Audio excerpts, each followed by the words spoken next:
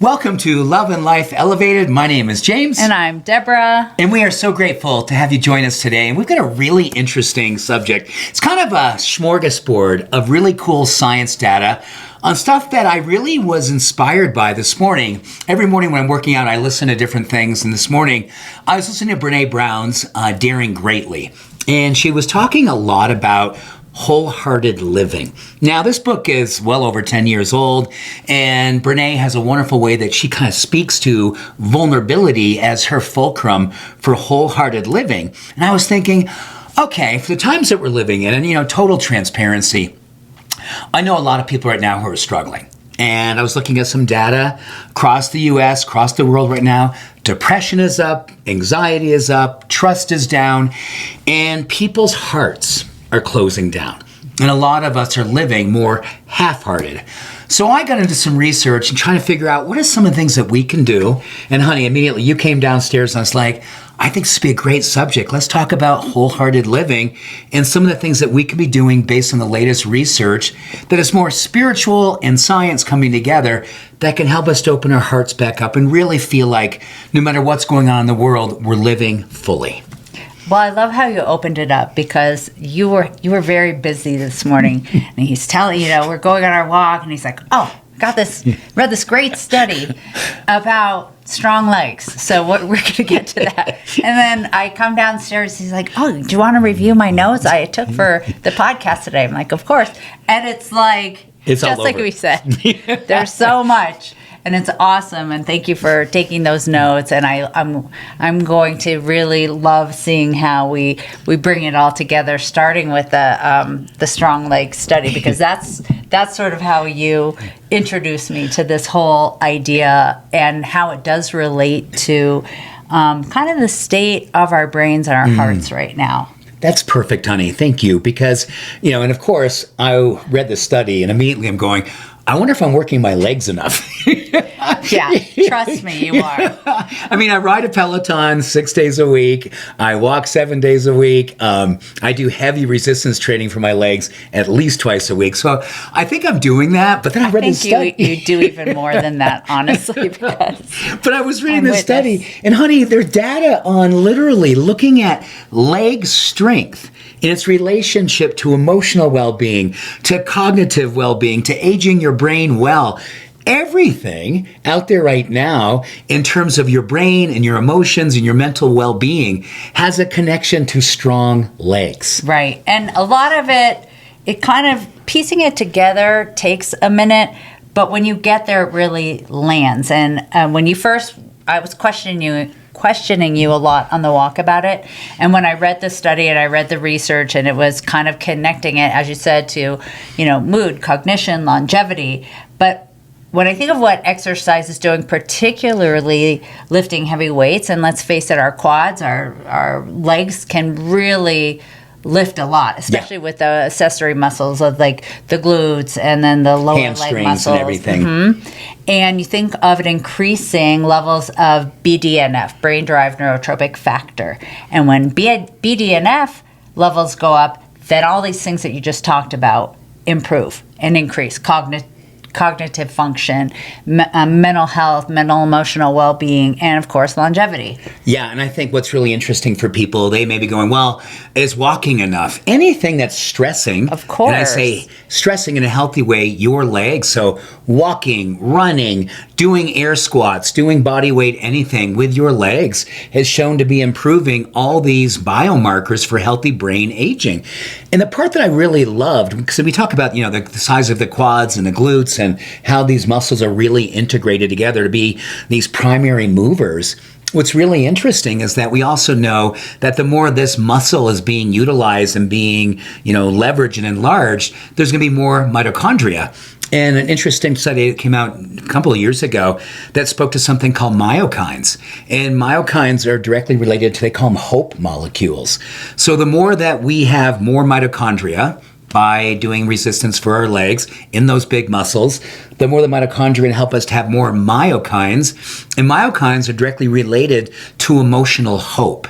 And that's where this really got me this morning. And without getting emotional, Deb and I, like a lot of families, we have a lot of stuff going on in our families right now, and there's hard things with aging going on right now, and watching different things that are going on with people that we love in different ways.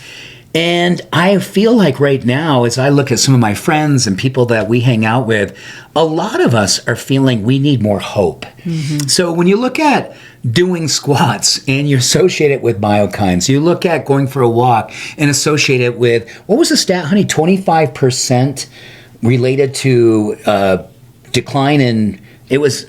The people with the highest leg strength in midlife, which is us, have a 25% lower risk of cognitive decline. And walking just 30 minutes a day reduces depression risk by 26%. Oh, please let that land. 25% decrease in risk for cognitive decline. There you go. So should be for something around all of us thinking, yeah, my hope is down. I'm concerned about my cognitive well-being. My emotional resilience seems a little bit shaky. Let's come back to the foundation, which is our legs. And it could be a metaphor as much as it is a structural opportunity for us right now. And it led me directly into this really interesting study, which I think is also the times that we're living in and how much people are really, really suffering because a lot of leadership right now is having a hard time with character. And I know I'm putting that very kindly. Before you go there, I want to back up just a little bit. I want to focus because I do get this question, and I have the question in my own head. Don't know if you've done any research on it, but what are your thoughts on, because you mentioned Peloton, you mentioned walking, and those are great things because of body weight strength, right? So there is some resistance there because it's moving your own body weight. What are your thoughts on recombinant bikes and recombinant biking? Because I know that in my older patient population, they love their recumbent bike. So that's the bike where you're sitting and your legs are kind of out in front and your back is supported. And I don't know. Obviously, if you put enough resistance on any bike, like if you have enough resistance, you will be pushing and maybe pulling some weight, in which case, yes. But if you're just sitting there and you're not breaking a sweat and you're just whirling away the hour or half hour or whatever, but you're not really efforting, I'm going to say not really. You're not really doing a lot versus like if you're standing up on a regular, like a Peloton bike and you're pushing the resistance and you're pulling up on the pedals, then you're really engaging the thighs. What do you think? Yeah, I agree with you 100%. So it's really all about engagement and it's all about the resistance. So if you're just doing a light recumbent experience. Or even a light regular. Yeah, I mean, it's going to be good for circulation, but muscles need to be stressed. Yes. So it's all coming down to resistance. So never knocking any movement. Right. But if you really want to get this benefit, there's got to be resistance. Yes. And getting to this idea around full-hearted living, it led me directly into this other study that came up. And I love this because it was speaking to how integrity is a big part of us trusting ourselves to be more in our own full-hearted living. And it was talking about the power of character and about the character of Navy SEALs in particular. It was looking at how Navy SEALs are, one of the things that they are very, very clear about is character and integrity. And it talked about how in that it has a direct impact on how much their HRV and how much their cardiovascular potential and their physicality is derived and then grown in that experience of just being a virtuous person, someone who really is of service and of courage and of, those kinds of disciplines, which was directly related to this other study that talked about the fact when we're living in a time where we're seeing people who are very public and visible, i.e. leaders, who are living more and more out of integrity and a lot of lying and deception, how that impacts our amygdala and our relationship to trusting ourselves. And in that experience, we start to shut down. So it's really important. And this is a great idea about how full-hearted living right now can be a primary practice that's spiritual, physiological, neurochemical. It's really about what it is that you do in your own life and how much do you allow the outer world and the outer noise to come in and influence the way that you see yourself or what you ask of yourself. Do you let that kind of energy diminish how you tend to show up in the world, and how much character and integrity you're willing to bring in the world just based on, well, they're not doing it, therefore I'm not going to do it. And there's a lot of people who say, well, it's hard to do it when that's not happening, and the direct impact on how our mental and emotional well-being, again, directly impacts our cardiovascular benefits, things like HRV, heart coherence. So this is a very interesting time about how do we keep our hearts open when there's a lot of closed-hearted things going on in the world. Yeah. When you brought up that idea of the Navy SEALs attaching this idea of value alignment as core performance indicators and factors, it really struck me because I always think of Navy SEALs as like physical. We learn box breathing techniques and how they really manage physical stress. But I never thought of it in terms of like values and morals. And then you tie that into the neuroscience of lying and what that does, how it activates the amygdala, which is our perceived threat response. That's where we perceive threat, fear. It all happens and takes place in the amygdala, and how lying and living in like chronic inauthenticity, it keeps our nervous system in like a low-grade fight or flight state. And so living truthfully, it calms the brain. And we know when our brain is calm, we have lower inflammation. And again, there's another longevity link, a longevity factor, and cognition, mood regulation, and relationships. There you go. What you just gave us is so important for us to look at. Inflammation, we talk about this a lot, certainly in functional medicine. It's basically become a part of even mainstream medicine, looking at inflammation and anti-inflammatory lifestyle, and so much is about diet and exercise. But do we actually really look at anti-inflammatory lifestyle and its relationship to integrity, to character, to values, to virtue? And this is something that I'm super excited about because it's really put me on notice personally, because I do believe it's a lot of work right now, isn't it? It's a lot of work for all of us right now to be looking around the world and wondering, where are the good leaders? Where are the ones that we can look to? And then we can ask ourselves, well, do I need a title to be a leader right now? Do I need to be someone who's getting the cue from somebody else before I take the initiative and lead in this way? And its relationship to our mental and emotional well-being is absolutely direct. And it also is interesting, right? Because we know the research that's out there on things like mirror neurons. And the more and more that we live with virtue, the more and more our high character and our integrity are absolutely intact, and we step out in the world and we live from that place, it is one of the ways that we don't have to tell someone that we're virtuous.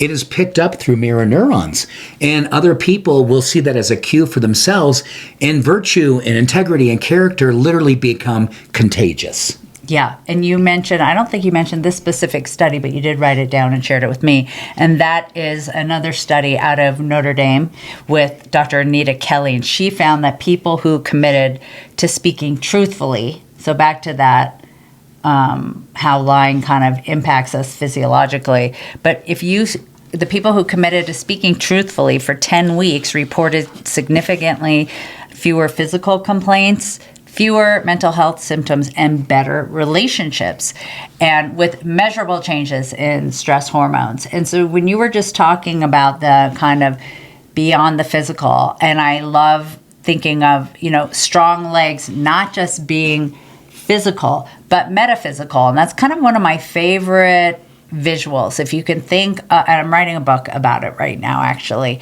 of this word meta. And you can spell meta two ways, right? META, which basically is like the beyond. So metaphysical, beyond the physical. And that is what we're talking about today, versus METTA, meta, which is Hindi, Buddhist origin, with the loving kindness meditation. It's all about that, finding that loving kindness and heart resonance.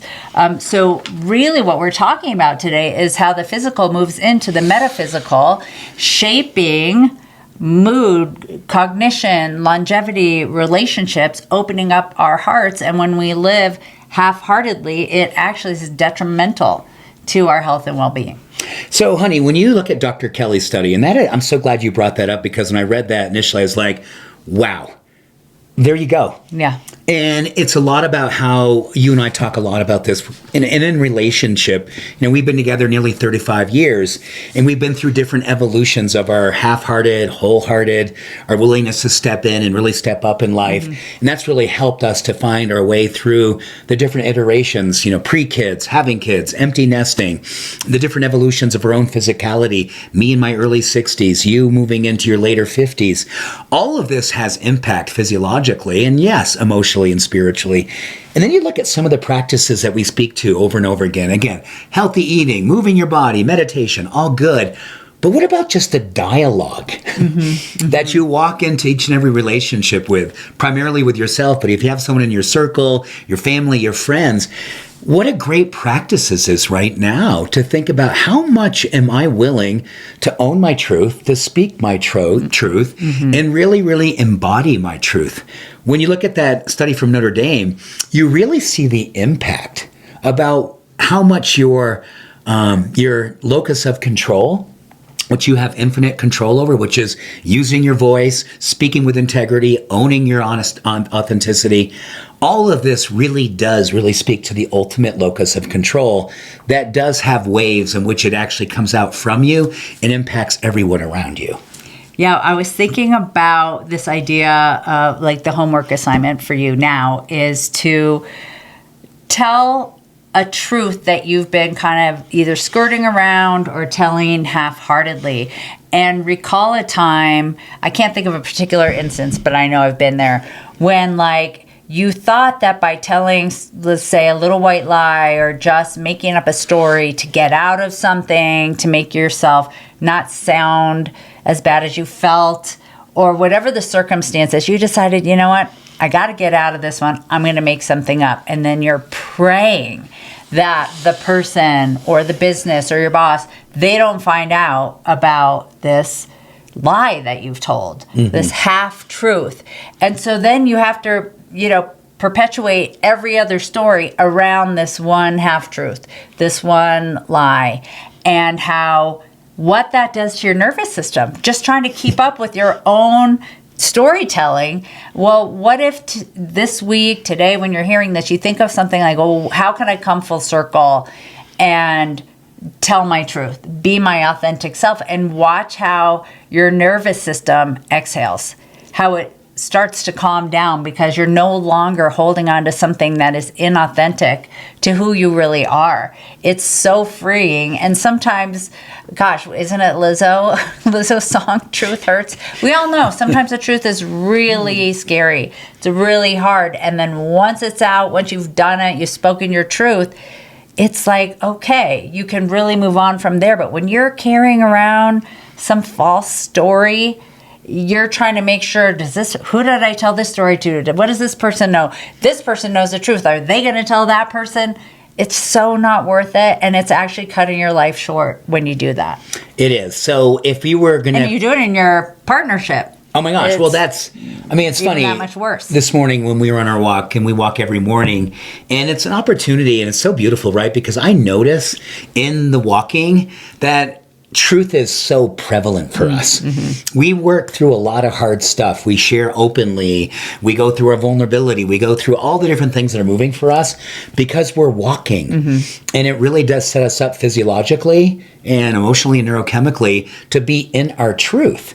And so a practice I would really highly suggest for all of us to look at is when you look at just the power of this foundational practice that we opened up with today, strong legs. And you think about someone like Amy Cuddy from Harvard who spoke to the power pose. And she talks about when we stand up strong and we have our legs fully rooted and we really engage the muscles, she talks about how cortisol goes down and testosterone goes up, and with that, confidence and clarity and conviction. So as we kind of begin, maybe again, thinking about what is going to be my wholehearted practice, just start your day by being in your power pose and really, really understand that science is becoming deeply spiritual, and how you will hold yourself and what kind of truth you're willing to bring to life, and not the kind necessarily, that the kindness of your truth versus this toxic truth that you're so worried if you speak your truth, God forbid, someone's going to be hurt. I think there's a way in which we present truth that allows everyone to feel like they can be elevated because it's coming from our heart versus a scared place where we go, oh my goodness, what if I'm authentic? What if I'm fully vulnerable? Well, you know what? When we're coming from that place of our true power, it truly does serve as an elevator energetically for everyone around us and invites everyone in to experience that same level of authenticity. Yeah, and that goes right back to what you're talking about earlier with mirrored neurons. It's right. When you're telling your truth, you're acting like a tuning fork, sending out your ripples of truth all around you, and you're, I was going to say contagion, you're infecting everyone with the ability to tell the truth because they're seeing that vulnerability in you. And back to the power pose, picturing for those of us blessed to have 1-2 legs anchored to the ground, like seeing those feet rooting us down into the earth, giving us that safety, giving us that trust and that strength that we need to be fully in our truth, fully authentic and open to the love that is right there in front of us, right? Yeah. By telling our own truth, that's what we can expect to get back. That's it right there. I hope that really landed for you what Deb just said about when you truly do live your truth, it does serve as a tuning fork for everyone around you. And there's something I say a lot when I'm out doing speaking events. I'll say that, don't dim your light to make the rest of the world more comfortable. Well, there's a lot of dim lights out there in the world right now. And a lot of them have the mouthpiece. A lot of them are leaders who are dimming the light. So how do we transcend that? How do we absolutely rise above it? Well, we get ourselves anchored. We get ourselves in our authenticity, and we absolutely give ourselves permission to wholeheartedly step into the 4 chambers of our being and do the practices that allow us to have our truth be an absolute for us. And when that happens, and you do it with a level of conviction and you step into the world with that, you really do become a purveyor and a circulator and a pollinator for hope. Mm-hmm. And right now, I want to ask you to consider, what is your role in this? Being in the world, but not of the world. Being in the world is being in that power and bringing it to life with each and every word that you bring to life, the ones that you speak to yourself, with your partner, in the world, in such a way that you become the catalyst for what the world is asking for all of us right now, which is the reason this morning hit me so hard. Wholehearted living. Thank you, Brene, and then bringing this latest data to help us really understand how powerful we all really are when we give ourselves permission to open to it.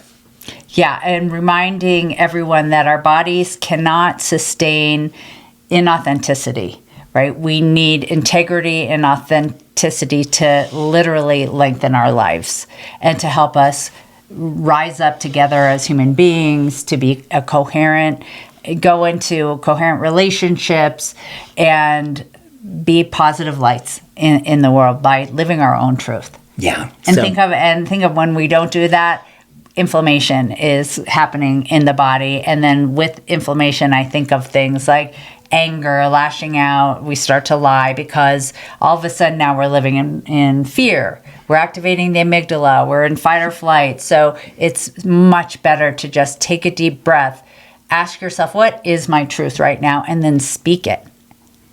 And just be in integrity. I'm so inspired by this, and I love this idea of integrity and authenticity being anti-inflammatory. Mm-hmm. Just right there at the get-go, and using your legs as building the foundation to empower and inspire you to step into that full-hearted nature. Honey, I love how this morning I was like, and how are you going to tie in like leg extensions and squats and lunges into... Right?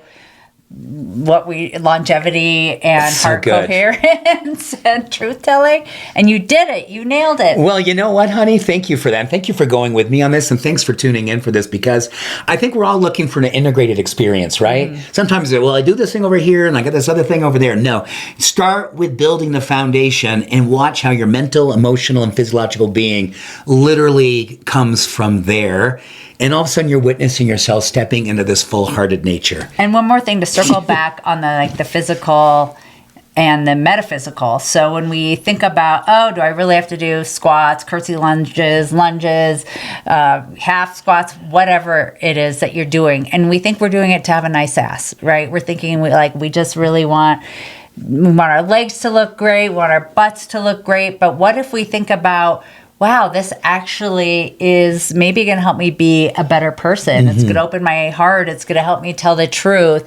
And so we're moving from the physical to the metaphysical, like beyond the physical. What is this doing for me? And hopefully you've listened and it's sinking in, and it's everything we just talked about today. And one more thing because of that. So people go, well, where's the motivation? I need to be motivated. Well, here you go. You just said it perfectly. Yeah. If it's about a nice ass, you will not be motivated very long. They call that extrinsic motivation. If it's about being hot, you're not going to be motivated very long. Be holy. That's intrinsic. That'll keep you going. So, And living longer. yeah. Am I going for being holy, or am I going for being hot? If you're being for holy and authenticity, integrity, high character, love, all of that, then you're going to have your nice ass as a wonderful side effect of staying motivated and inspired to keep on doing the foundational work of keeping your legs strong. Because when your legs are strong, when the foundation is strong, your mind, your body, your spirit will absolutely grow from there. Amen. Yeah. Okay, we're really done now. Yes, we keep it we're going. done. And one more thing. So, hey, thanks, honey. Thanks for you. going this. This is Yes. a good one for both of us, I think, and a great reminder.